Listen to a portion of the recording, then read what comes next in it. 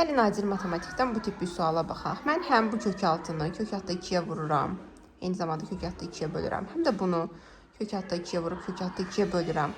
Bunu kök altda 2-yə vuranda bu olur mənə 8 üstə gələk 2 kök altında 7 bölək. Kök altında 2 çıxaq. Bu mənə eləyir kök altında 8 çıxaq 2 kök altda 7 bölək kök altda 2. İkiqat radikal düsturuna görə toplayanda 8 vuranda 7 eləyən ədədlər bizə hansı ədədlərdir? 7 ilə 1-dir. Bunu o zaman mən yazıram. Kök altında 7 üstə gələk kök altında 1-in kvadratı. Kök altında 1 yazmaya da bilərsiniz. Sadəcə də yaza bilərsiniz.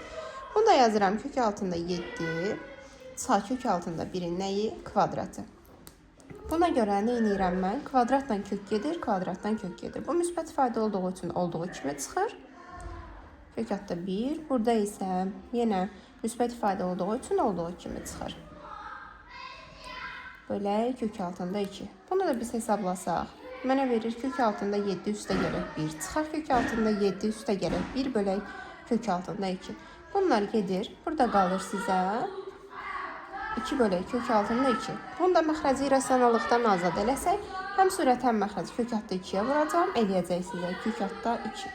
Cavabımız olur kök altında 2.